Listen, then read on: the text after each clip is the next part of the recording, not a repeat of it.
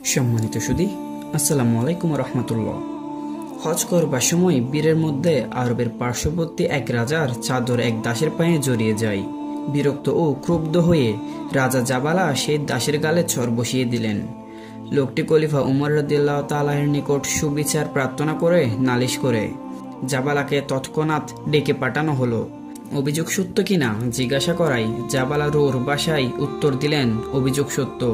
এই লোকটি আমার চাদর মারিয়ে যায় কাবাগরের চত্বরে, কিন্তু কাজটি তার ইচ্ছাকৃত নয়, ঘটনাক্রমে হয়ে গেছে। রুক্ষস্বরে বাধা দিয়ে বললেন খলিফা। উদ্ভটভাবে জাবালা বললেন, তাতে কিছু আসে যায় না। এই মাসটা যদি পবিত্র হজের মাস না হতো তবে আমি লোকটিকে মেরেই ফেলতাম। জাবালা ছিলেন ইসলামী সাম্রাজ্যের একজন শক্তিশালী মিত্র ও খলিফার ব্যক্তিগত বন্ধু। খলিফা কিছুক্ষণ চিন্তা করলেন, তারপর অতি শান্ত ও দৃঢ় স্বরে বললেন, জাবালা, তুমি তোমার দোষ স্বীকার করেছ। ফরিয়াদি যদি তোমাকে ক্ষমা না করে তবে আইন অনুসারে চরের পরিবর্তে সে তোমাকে চর লাগাবে। গর্বিত সুরে উত্তর দিলেন জাবালা, কিন্তু আমি যে রাজা আর এ যে একজন প্রজা। উত্তরে উমর বললেন, তোমরা দুজনেই মুসলমান এবং আল্লাহর চোখে দুজনেই সমান। গর্বিত রাজার অহংকার চূর্ণ হয়ে গেল।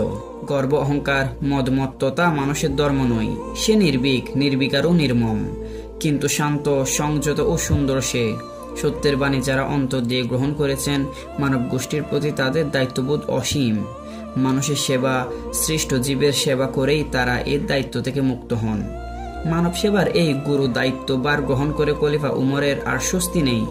কর্তব্যে যদি ত্রুটি বিচ্যুতি হয়ে যায়, যদি তার তিলমাত্র অবহেলায় কেউ কষ্ট পায়, তবে আল্লাহর কাছে যে তার প্রত্যেকটির জন্য জবাবদিহি করতে হবে।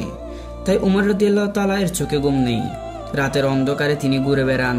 কে কোথায় কি করছে, কে রোগ যন্ত্রণায় বা কোথায় কাঁদছে, কে মুখ থুবড়ে পড়ে আছে অন্ধকারে, কে সুখে মোহমান হয়ে আর্তনাদ করছে, তা তিনি কুটে কুটে দেখেন। আল্লাহ নেতৃত্ব যার হাতে দেন তিনি আসলে জনসেবক। তার অসীম বেদনাবোধ, বিপুল দায়িত্বভার তার। এই বেদনা ও দায়িত্বভারে খলিফা উমর অস্থির থাকতেন। সবাই ঘুমিয়ে পড়লেও নিজম নিশিতে এশীয় দায়িত্বের কথা স্মরণ করে উমর রাদিয়াল্লাহু তাআলা অজরে কাঁদতেন। প্রিয় দর্শক, আজকের ভিডিও এখানেই শেষ করছি। ইনশাআল্লাহ তাআলা দেখা হবে পরবর্তী কোন এক ভিডিওতে। ততক্ষণ পর্যন্ত ভালো থাকুন, সুস্থ থাকুন, ফাউন্ডেশনের সাথে থাকুন। ধন্যবাদ। আসসালামু আলাইকুম ওয়া রাহমাতুল্লাহ।